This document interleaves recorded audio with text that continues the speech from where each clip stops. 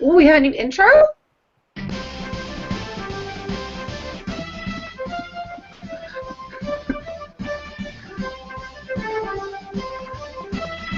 Awesome.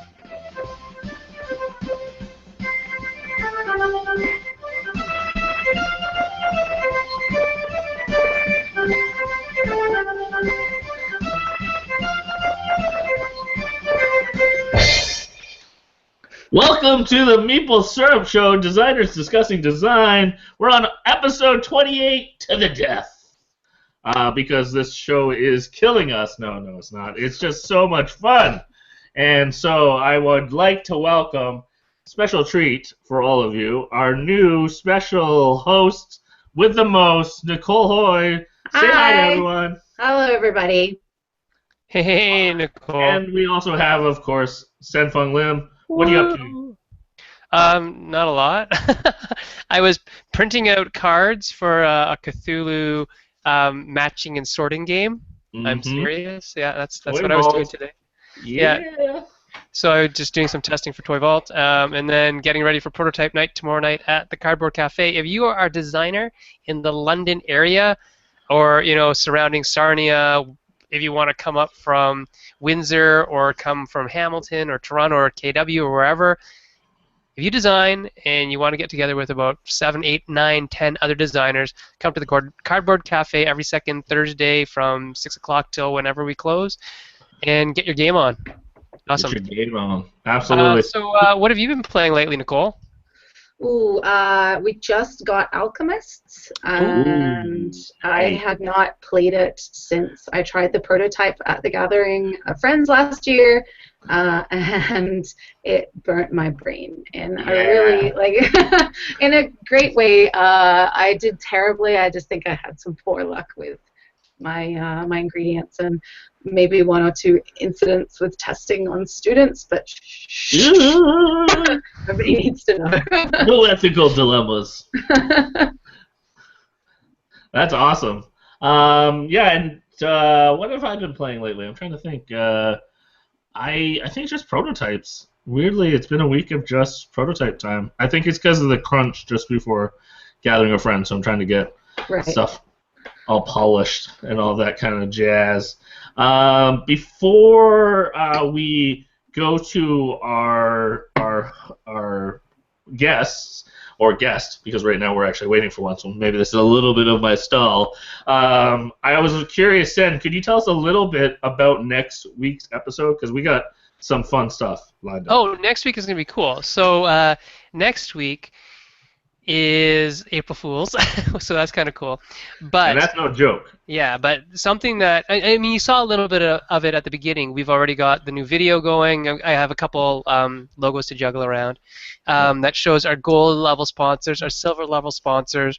You'll see at the credits at the end that will show our gold and silver, or sorry, our gold and bronze, and then our producers at the end, which is just a way of giving back. Some thanks to the people who gave to us for our campaign. And then on our website, so www.meeplesyrupshow.com, if you go there, please go to our sponsor pages, click through their links, take a look at their site, take a look at what they have to offer. We have people who are publishers. We have cafes to go to. We have online stores. We have people who do print and play. We have people who sell prototyping parts. So if you need a house in Calgary. Yes, and if you need a house in Calgary, right?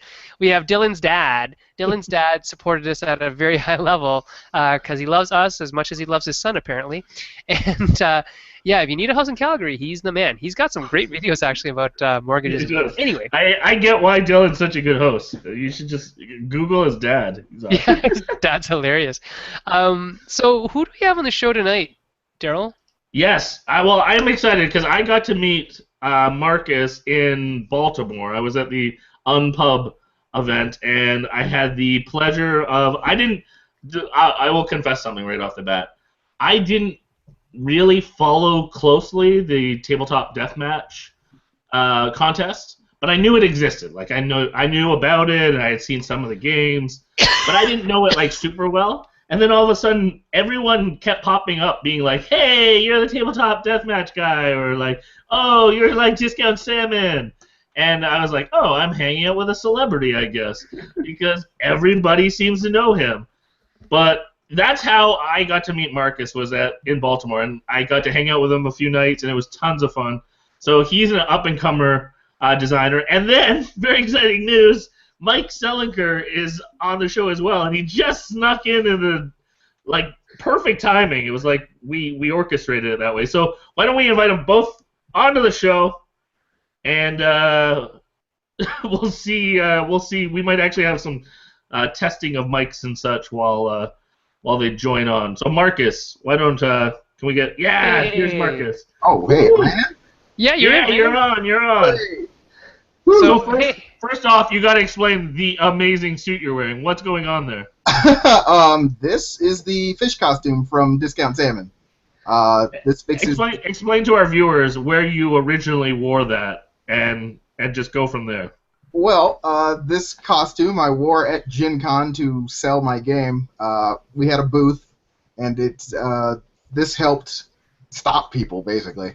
So we were just kind of parading out in front of the Discount Salmon booth, saying, I can "Hey, see how that would stop people." Salmon." And they'd say, "What are you?"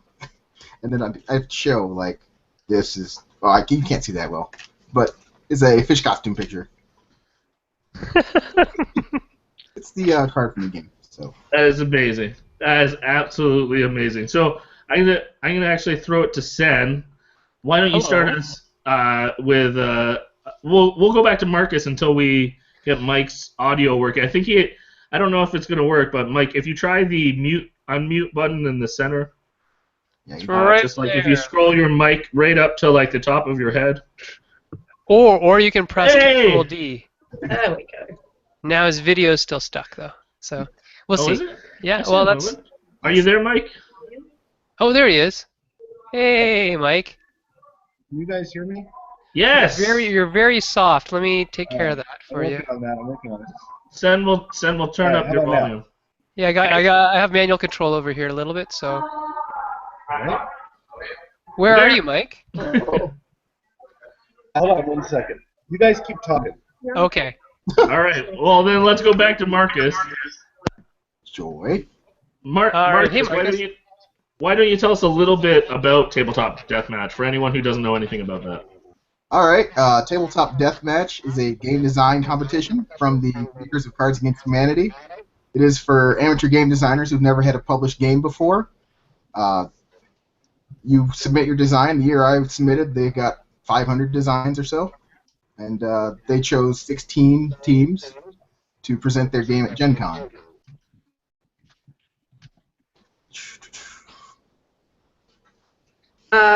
So did you perhaps present while wearing this magical fish costume, or? I did not actually have this costume at the time. This costume was the result of a bad bet on my part. Seriously? Okay, you can't say that and not tell us the bad.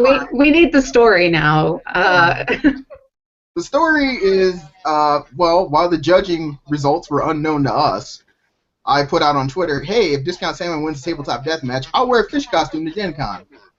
Not having a fish costume or any belief that I would actually win. So it's like, okay, I'll get a little bit of publicity about for my print play, and maybe I'll get some buzz for my Kickstarter. And no, when we got the results, I'm like, oh, crap. I wonder if they saw that. I'm like, we saw that. And then we need a fish costume. I was like, okay. Yeah. I Well, think you know, probably once as you far release as bets that you could lose, that's a good one. It's not bad. It actually helped quite a bit getting people to stop at the booth. Because we were way in the back on the show floor at Gen Con. I just wanted to ask you, so Marcus, let's talk about contests. Have you entered any other contests before, or was Tabletop Deathmatch your first one? Actually, when we started the company, it was a pseudo contest. It's a group called Startup Weekend. You come up with an idea for a business and you try to do it in a weekend. They actually do have prizes. Our concept came in about 6th place, so that didn't do very well. But from that, we just kept our company going. And other than that, contests for game design, not terribly many. I think Tabletop Deathmatch was our first one. We were trying to go to another one that I'd seen, and I thought Tabletop Deathmatch looked a little bit better. Ah. What about Tabletop Deathmatch actually appealed to you? Well, their sign-up page actually did look pretty good. I liked that. But I had heard about Cards Against Humanity, and I thought it looked interesting. Cool. Excellent. Well, let's try going back to Mike here. I think we've worked out our technical difficulties. Mike, are you there?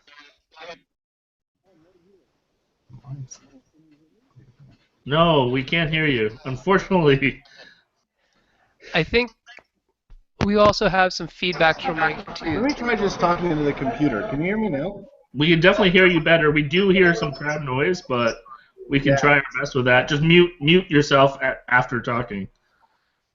Sure. So Mike, why don't you tell our viewers what's your connection with Tabletop Deathmatch? How did you get connected with that? How did you get connected to Tabletop Deathmatch? So, I am Mike Selinker. I am some sort of game designer. I got asked to participate in Tabletop Deathmatch by Max Temkin and the guys from Cards Against Humanity. And, yeah, we went from there. It was a cool experience. The first year, we threw a bunch of people into a room. We basically marched them in front of us and grilled them alive.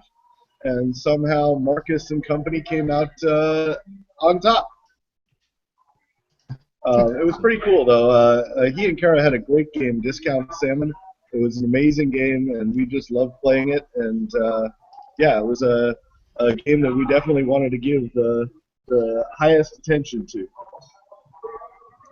So, Marcus, did you go into Deathmatch with kind of a fully formed game or something that you were hoping to get feedback on and develop further? Or kind of what level was it at when you guys pitched? Well, we were actually pretty far along.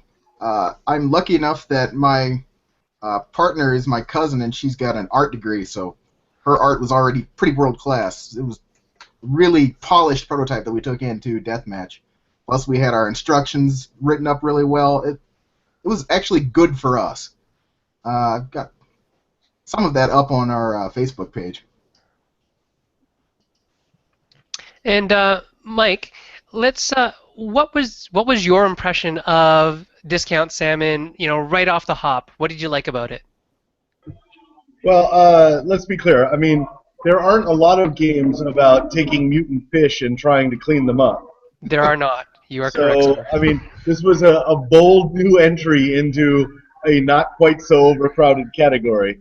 But yeah, I mean, just first off, when Marcus and Kara walk into a room, you just can't help but smile.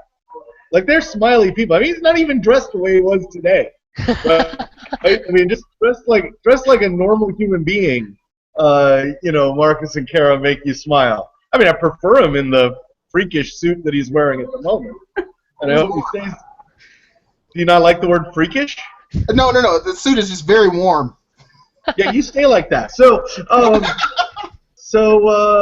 But they came in and they're like, yeah, we got a game. It's called Discount Salmon. It takes place in Lake Miasma. And already we're like grinning from year to year. And then there's these fish, and they got little problems with them. Like one of them is smelly, so you got to give it some perfume, and another is not a fish, so you got to give it a fish costume. And our grins were like connected to each other at this point, right? And so, we just sort of chuckled our way through their whole presentation, and then we're like, wait a minute, this is a really good game. Like, all of a sudden, we stopped sort of giggling about it and just started playing very strategically and fast, and yeah, it was and they answered all our questions correctly, and they didn't punch anybody, so yeah, it was pretty much a shoo-in. Awesome. So there you know, everyone who's looking for hints on how to win Tabletop Deathmatch. Don't punch Mike. Don't punch people. Don't punch people. Don't punch people. Come on, people. This is a non-violent game. By the way, in case you're hearing the background noise, I am at Mock's boarding house, one of our best Yeah. here in Seattle, and I have found the quietest place, which is of course louder than anywhere else. Absolutely. So, Well, this is our second time then coming from Mox, Yes, because live from Mox. It's awesome. live from Mox. So this is like one of our alternative locations, I guess. that's right. You basically have a beachhead. Yes. I think we really need to get out there, Daryl. I would love that. Yeah. I'm actually hoping to be out in Seattle in October, but Nicole was just telling us that she's hoping to be there even sooner. When are you going to be there, Nicole? I'm going to be there mid-May, so I'm very excited. I've never been to that part of the States before, and I'm looking forward to meeting all of the wonderful board gamers out there. As Well, long as they let you in the country, right, Nicole? Yeah, fingers And we're crossed. barely part of the States. Right? Like we're kind of our own country. Yeah, we'll adopt you. So, Yeah. going back to Marcus, again, I would echo Mike's comments of just Marcus is just this warm, vibrant person to be around and fun. I was wondering if you could tell people a little bit about Unpub, because that's where I got to meet you, and what were you doing there? Tell us a little bit about like what projects you're working on and what was Unpub like. Well, for Unpub, I just kind of last minute decided I would go, and it's this great game convention where all the game designers go and show off their new prototypes and get public play tests. I thought this is something I should probably go to. I need to network more. I need to get my name and face out there. I think people would be interested to see what perspective I have to offer, and I definitely want to see. I need more game designers in my life. I mean, I've got a group here in Omaha, but it's Omaha. We've got. I mean, Wait, come on, you- guys. It's Nebraska. There's a lot of corn. There is. I mean, it's a decent-sized city, but we meet once every 2 weeks, and everybody's kind of seen everybody's prototypes already. So I wanted to see all kinds of different things. Excellent. That's a great reason to go, really. Mike, back to you. So He muted himself. when speaking of groups of game designers, you're actually kind of a member of a fairly elite group in the Titans. Last time we were coming live from Mox, or Brittany was coming live from Mox, Ray Ware came in and talked about it. What's your part in the Titans? Speaking of being part of a group. I am a Titan. Right? I mean, we're all Titans. Yeah. And so, you know, it's like Ray basically went and collected the set Pokemon style Yes. of his favorite designers. Right? And we all said yes. And we're all part of it, right? Like, we're all going to make a game. I don't even know what my game is, but we're all going to make a game that fits in a very heavily restricted size of box. Mm-hmm. And, you know, people are going to sign up for, you know, they'll get a you know, a one game by one designer, like we get a Richard Garfield game 1 month, and they'll get a Mike Elliott game the next month, they'll get a Mike Selinger game the next month, and you know, who knows what they'll be good. You never know, right? So it's going to be a subscription? Yeah. Oh, So interesting. You, as I understand it, you get on the Kickstarter that they launch, hopefully soon, and you will select an option as to how many games you want, and when you know, that changes the price of the games to you, and then they just start showing up at your door at random intervals. Very cool. So Like, that's really neat. This is the icon to look for, guys, when you're looking for the Titans. It'll come up on Kickstarter soon under Calliope Games, most likely, and Mike's part of that. So look forward to that. Awesome. So Marcus, you were saying to us a little earlier, you have been involved with a board game cafe down there in Omaha, Spielbound. Could you tell us a bit about that? Spielbound is actually a nonprofit board game library and the cafe run by my friend who owns it down here. His name's Caleb. But we have 1,400 games in the library, and we're getting more all the time. I'm myself the librarian, so I'm in charge of trying to find out where all the games are and organize them, and that's a bit of a challenge. Keeps me busy. And That's here's awesome. a website. Here's your website here. Yep. You guys have reviews, and it's a non-profit, right? Yeah, it is. The board game library portion is run as a nonprofit. The cafe is separate, but we just recently got the 501c3, so we can like fully take donations and things. Awesome. Excellent. And so, how do you guys get games into your library?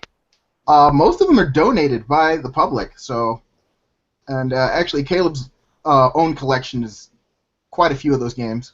But the games themselves, they come in, we slap their name on, and then we organize all of the bits. So you open the indexed, it's ready to go. It's excellent. Sounds great. Well, talking about like 1,400 games, I feel like that's how many games Mike has invented. Because if you pull him up on Board Game Geek, you will see page after page after page of design. So I am so grateful that you're on the show to talk about game design with us.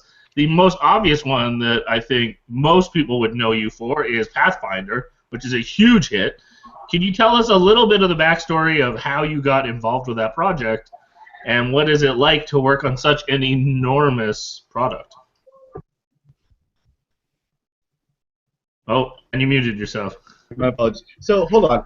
I just want to point out that I did that game after game after game after game. It's true. It's true. And many God's great sake, games. Sellenkirk, stop it!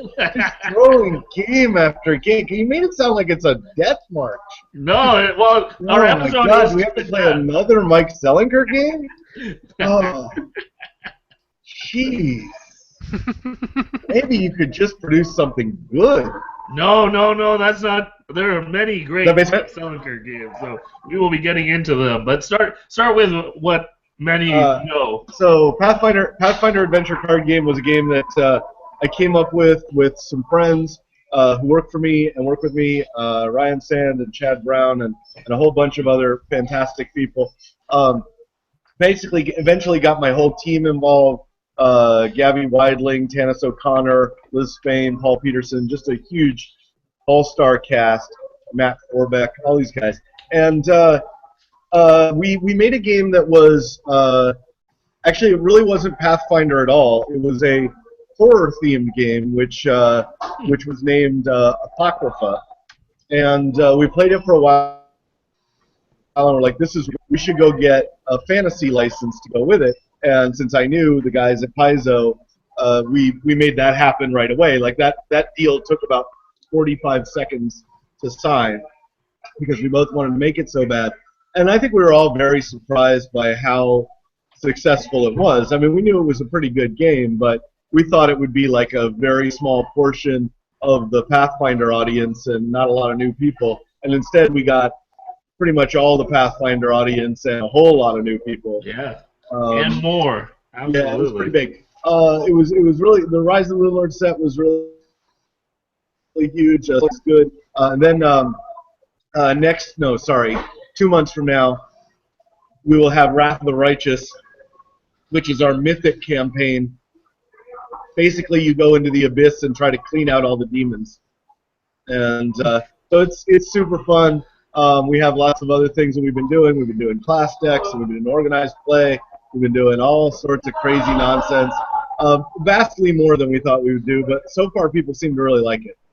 Absolutely. No, it's a fantastic line. I know I worked a little bit with in a friend's game store, and I remember packing many packs of different sets that update. So that was a familiar feeling, regularly packing those. But Sen, you have a question from the audience.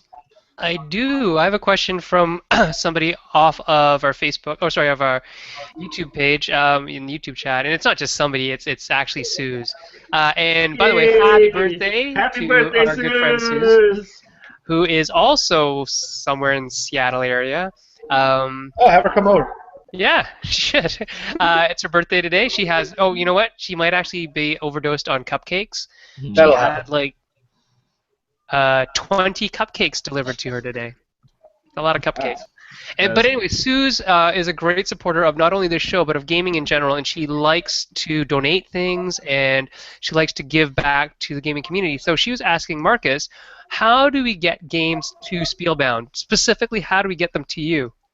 Well, we have our address on our website. It's 3329 Harney Street in Omaha, Nebraska. We take games in. Usually people just walk in and hand them to us and say, this has been fun for my family. We keep this in. But we're ready to move on. We've donated here. So usually There you go. we'll put your name on a sticker that goes in the box lid. So we know that forever. We also have a list of our games on our website. It's spielbound.org. So you can already see what we have, if we have a copy or not. Yeah, I was looking. It looks like it's like an online. Excellent.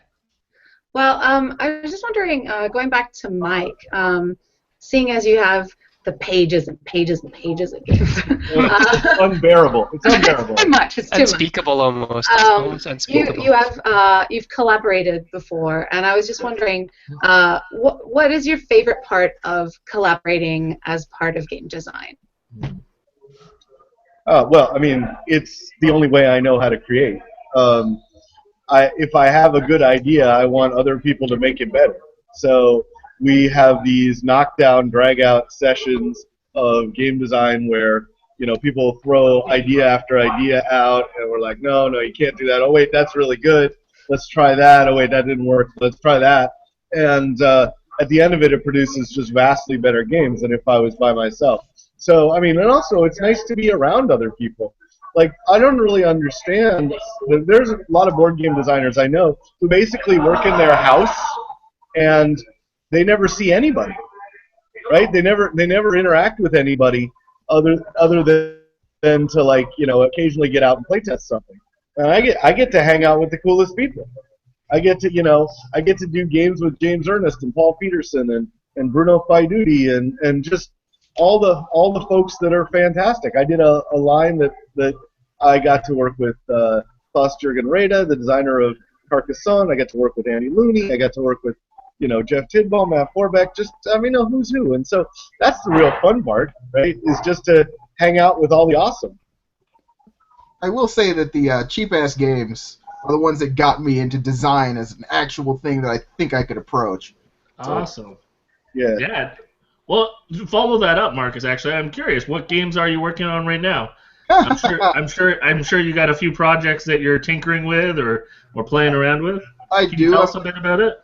I'm playing with some concepts. I've got one that I'm working on. I'm calling Apocalypse Tuesday. It's a game mostly That's a great about name. resource management for the upcoming end of the world, which you are also causing. I'm still trying to figure out how to make it fun and not just a little depressing. So I'm working on that. I'm working on a dice game. It doesn't have a name, but it has, like, mechanics. So Gotcha. usually I work from theme. I add mechanics in. But take it what you can get. Yeah. So, Mike, let's talk about a couple games that you've worked on with other people, but one of them, the question comes from Andrew Christopher Enriquez, who is the co-host. Enriquez! You have to do it, otherwise JR kills you. He's the co-host from Nerd Nighters, which is the Tonight Show, or the Tonight Show to our late show, basically. They're on just right before us, and I'm sure you guys have met Andrew and or Ace, as he's better known, and JR before. So he wanted to know what your specific role was in getting Betrayal at House on the Hill published. Oh, well, I made it happen, I guess. I don't think it would have been published without me. So the story behind Betrayal at House on the Hill is that a designer named Bruce Glasgow came up with a prototype in about 1995 and sent it to Avalon Hill. And then Avalon Hill was gobbled up by Hasbro, and they got rid of everybody. And then no one knew what was in any of the drawers around the office, right? So eventually, Rob Davio, whose games include Risk Legacy and other great stuff. Rob found it and said, "I want to make this," and they couldn't make it. Rob developed a prototype of it, and it just couldn't do it. Like Hasbro was like, "I don't know what you're talking about. It's got tiles and boards and 3 rule books and plastic figures and paper clips. What are the paper clips for?" Like basically, it was nuts, right? Like there's no way that Hasbro's going to let them publish that. And so he despaired of ever getting it published. Then eventually, I got the Avalon Hill line, and Rob sort of snuck it to me under the transom, right? Like it was like you should take a look at this. I can't get them.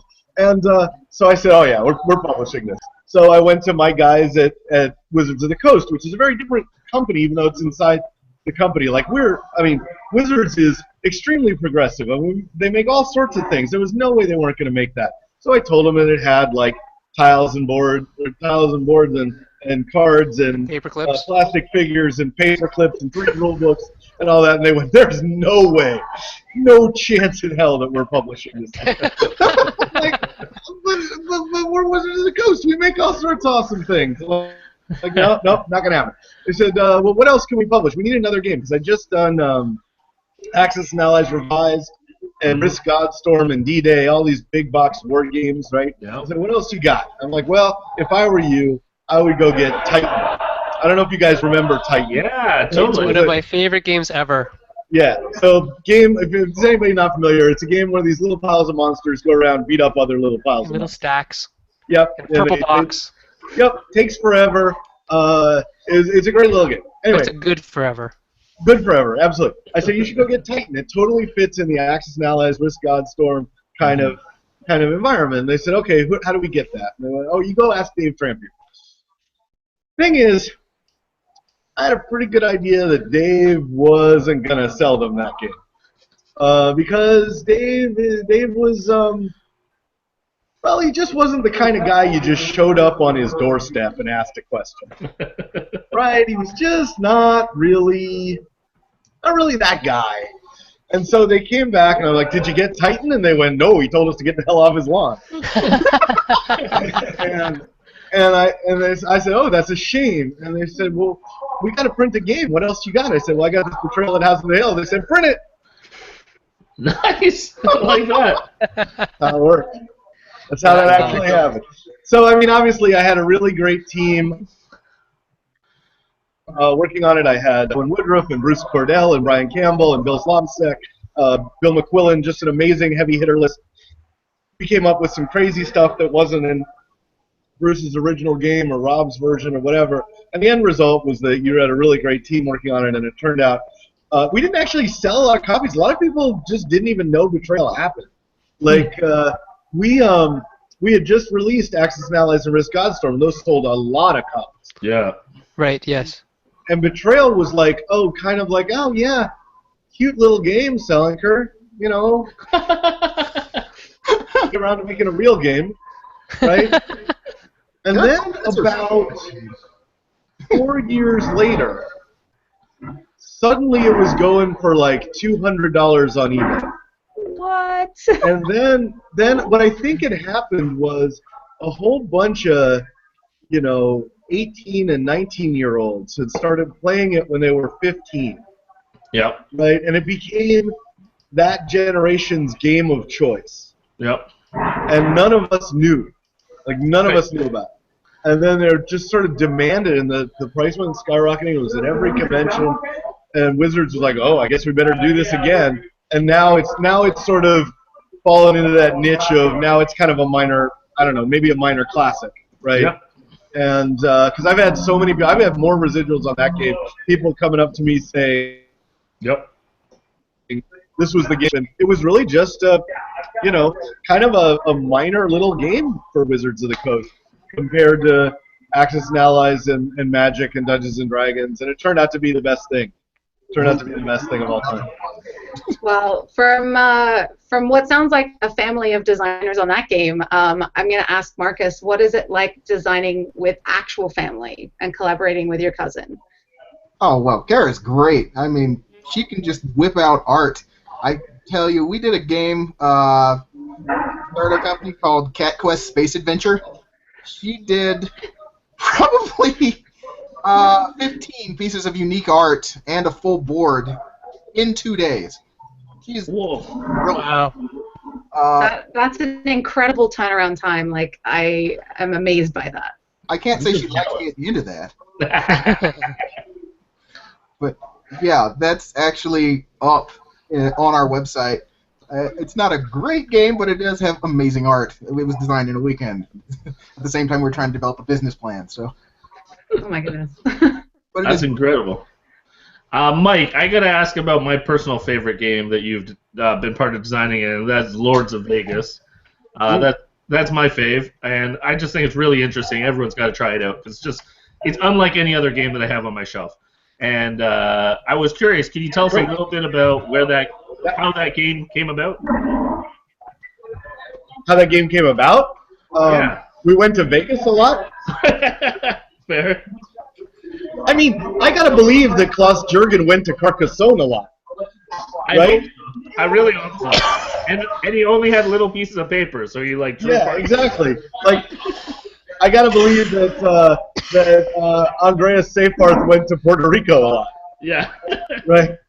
So yeah, I mean, we went to. That's good research. So I saw. Okay, so how it came about is I saw an article in a newspaper about how the average lifespan of a modern casino was about 15 years, and that seemed ridiculous to me.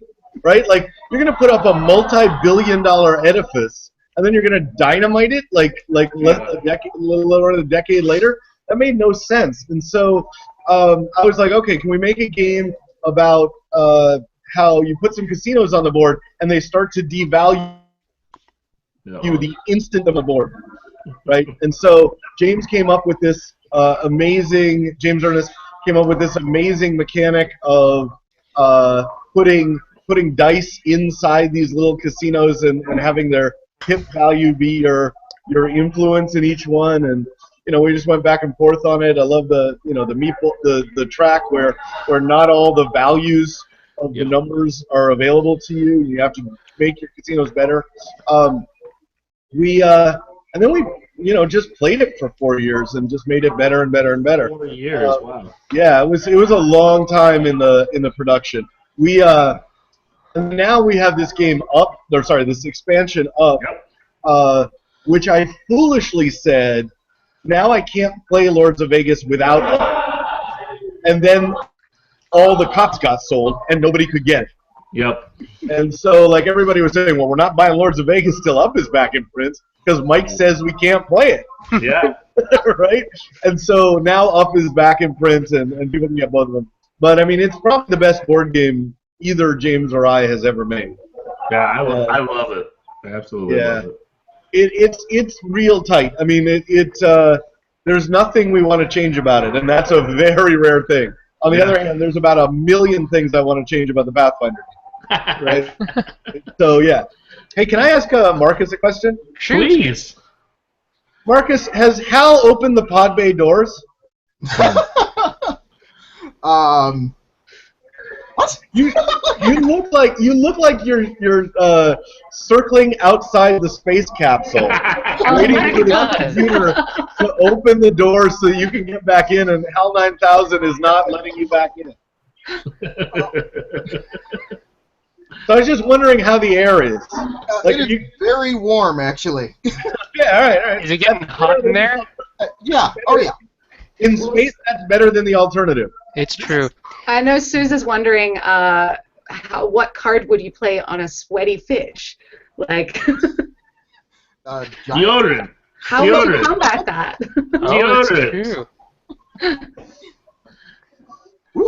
My favorite is definitely lipstick on Ugly. Whole makeup compact there. Kara had a really good time with those. I will say it's probably Cure's not a fish. The fish costume. Oh yeah, that's great. Yeah, the fish costume is great. Oh, you're wearing it right now. Oh, that's what all the lines are. Did you make that? Kara's mom made this. What? He's like Beyonce's mom for game designers. That's awesome. It's like, okay, I bought all the parts. Like, so these are exercise mats, and there's cotton batting and some silver fabric I found at the fabric store. This is like Sharpie. You like went all out, man. Look, okay, so just so you know, okay, A, B, this is A, and this is Marcus in his suit. Marcus, do a little spin. Yeah. Oh, boom, oh, there goes the That was camera. a bad call. Is this the camera? No, I'm kidding, it's fine. Good. And here's B, there it is. Yeah, yeah. There's the fish costume, Wow. which Yeah, cures that's if you put a tire on Here's not a fish. it. Like a fish. Yes, it cures not a fish, which, yeah, the not a fish card is a tire. We stole the core mechanic from this game from Milborn, and that's why it's a tire. Ah, it's a tire. So, Marcus, let's chat about. Let's get back to this whole discount salmon thing. So, what is one thing that you have changed since Tabletop Deathmatch about this game, if you've changed anything at all? We changed very little. The one thing we did clarify was for the deep fryer cart, that once it comes into play, people are allowed to exchange 2 cards from their hand, simply because that lessens the chance that you need to use the deep fryer card again. It fixes that problem. Right, and was the feedback from Cards Against Humanity from the Tabletop Deathmatch, was it very good in terms of where to go next? It was very good. It wasn't very timely. By the time we got it, pretty much everything was locked into place. Very few changes could be made. Okay. But we worked with them a bit on some of our graphic design elements, changing the layout of the cards, but the art is very, very similar to what was submitted to Deathmatch. Excellent. So, what has it been like for you being the winner? How has life changed? Are you getting like calls? Are girls like dropping by your house saying, "Hey, what's happening?" It's nothing like that, but it definitely helps. Marcus Ross, the man about town. Very small subsets. Hearing, "Oh, you won Tabletop Deathmatch," does give me cachet to enter a room, which is nice. Yeah, So that's nice. that, and I don't get to go to cons and play games anymore. I get to go to cons and sell games in this ridiculous costume, which I enjoy, but I Yeah. still want to play all the new stuff when I get to a con. So I'm just wondering, Mike, outside of game design, what kind of games do you like to play? And if it's not board games, like I think you're a poker fan, do you do anything like escape rooms or anything like that?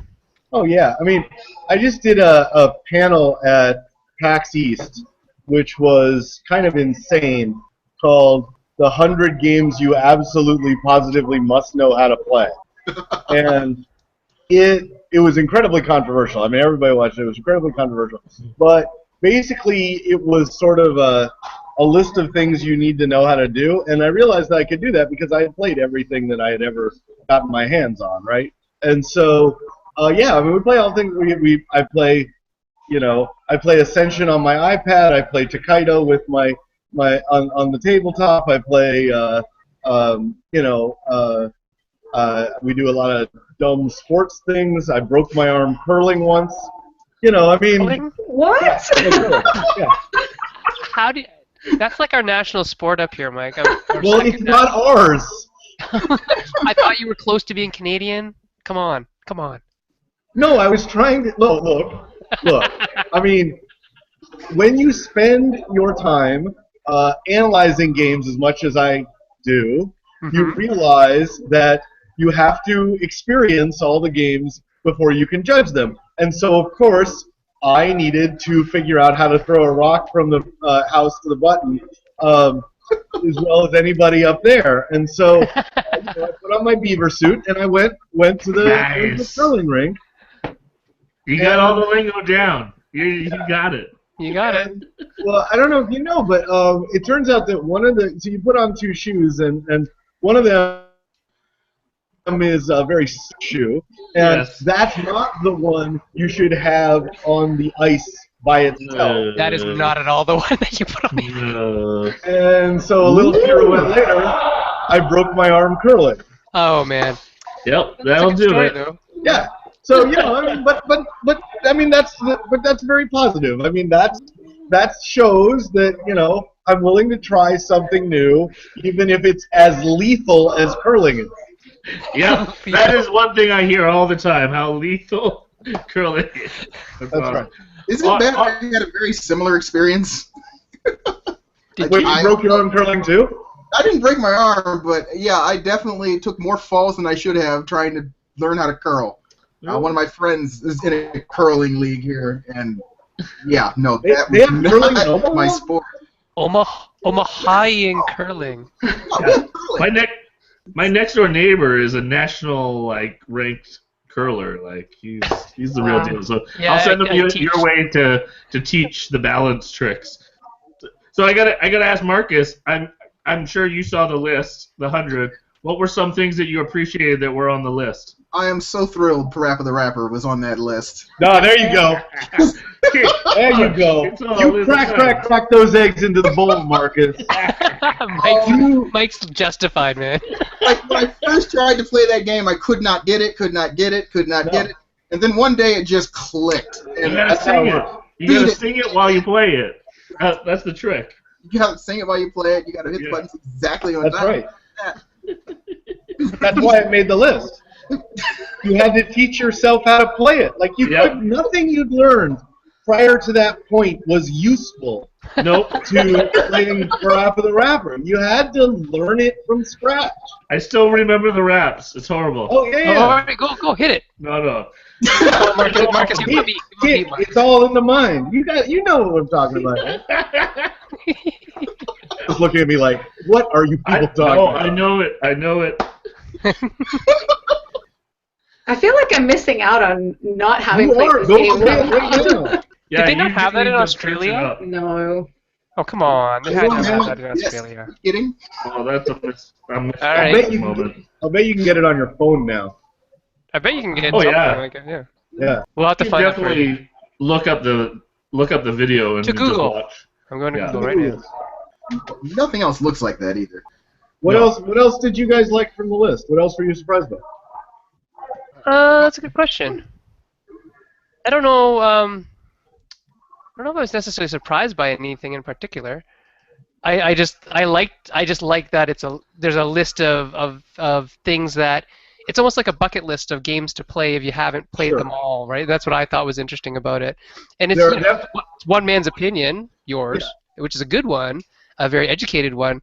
And so when everybody was raising as controversial as it was or whatever, I just thought it was kind of funny that it got to that level of people complaining about it. But whatever, everybody has a reason to complain about something. Oh yeah, it's certainly the most important thing in the world, right? I mean, you definitely can't find anything on the internet to complain about more than a list of games. No. I don't know what else you would do, because there's a complete lack of outrage on the internet as well.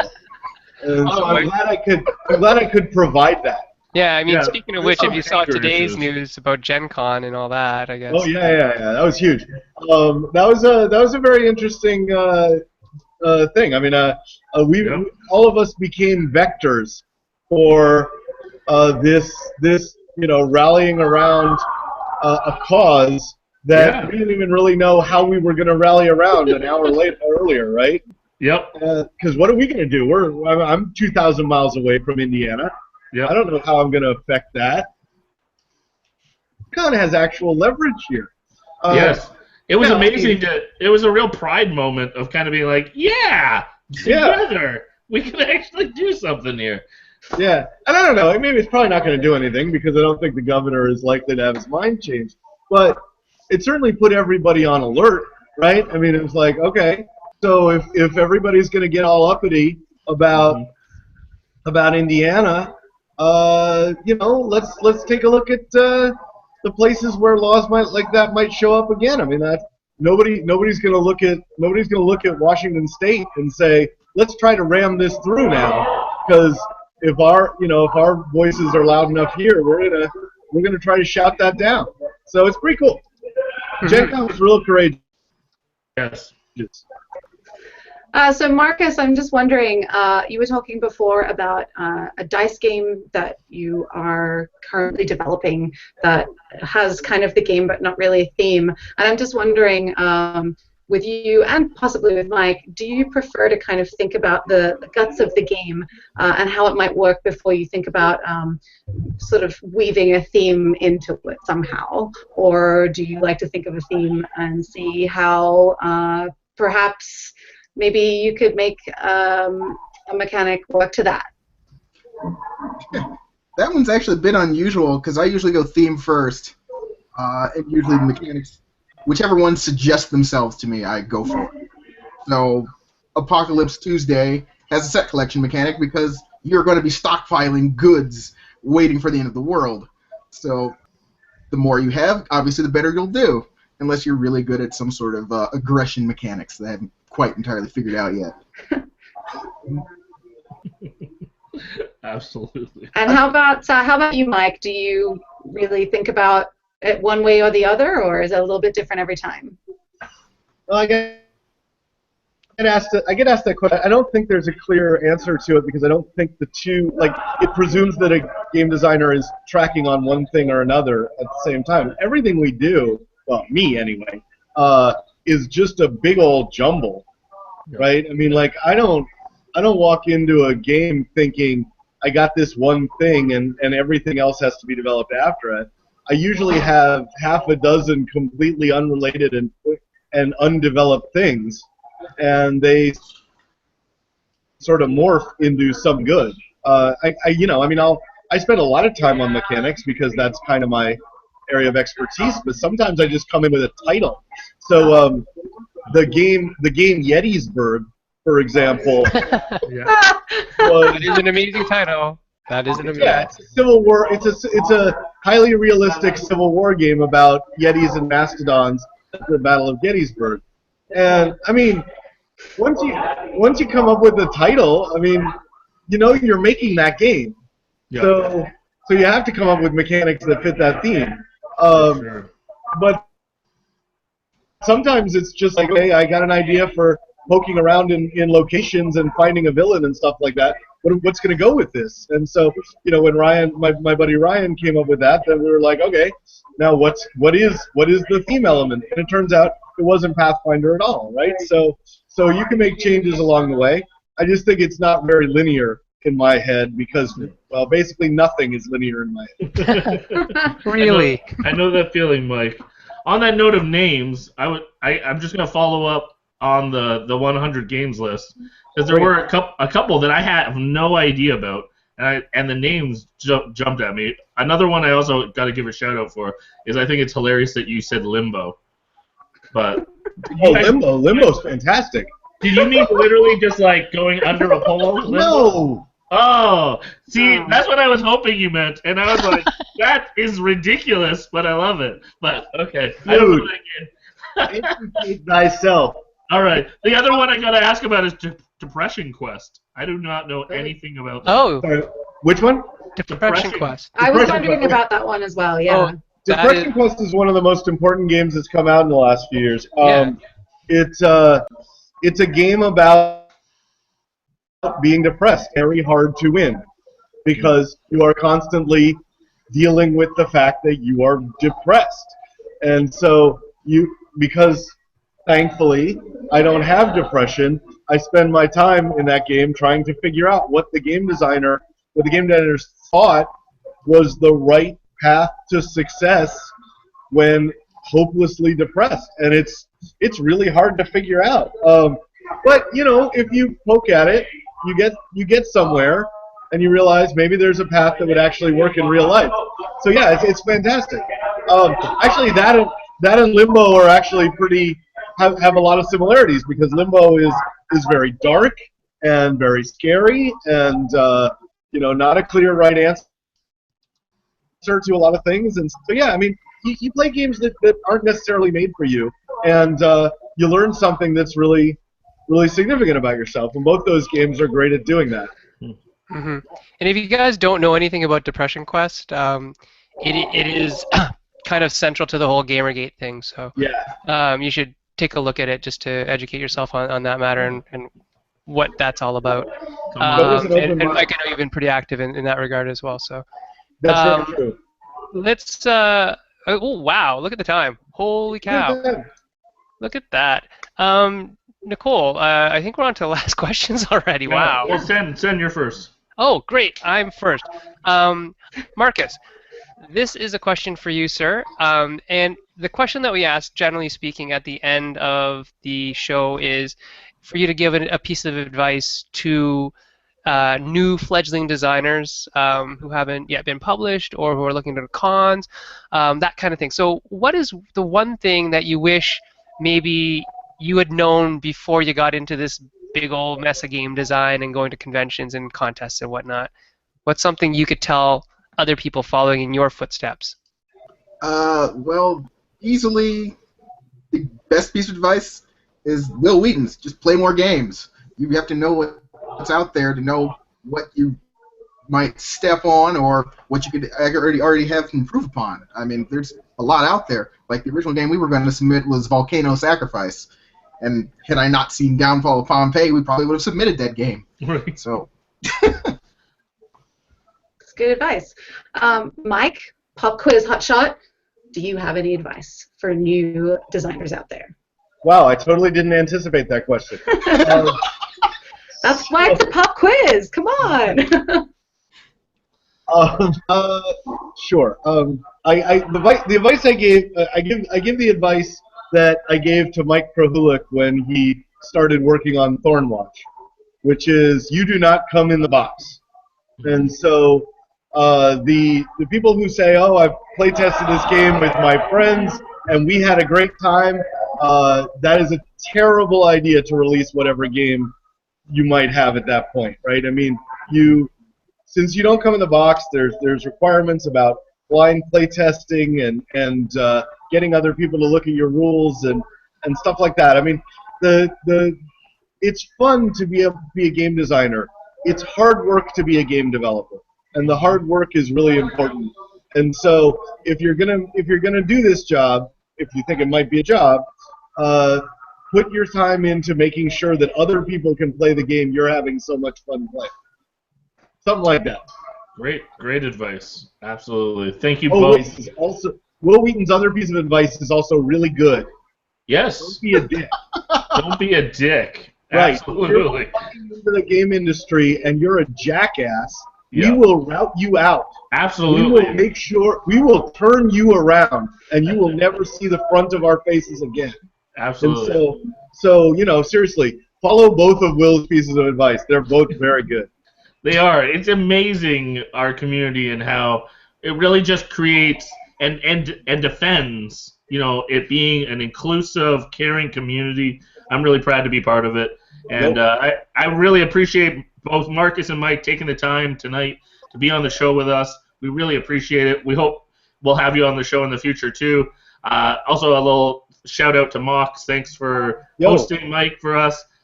We appreciate that. I just want to give a quick heads up for next week's show. We will be celebrating the successful Kickstarter.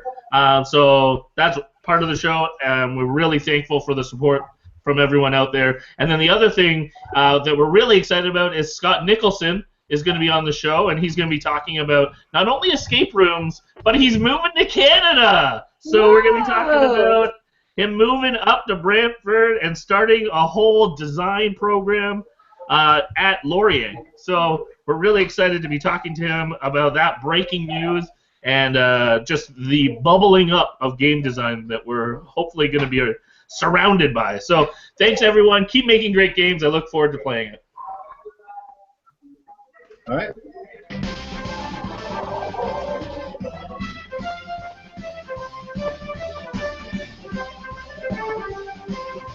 Oh, no.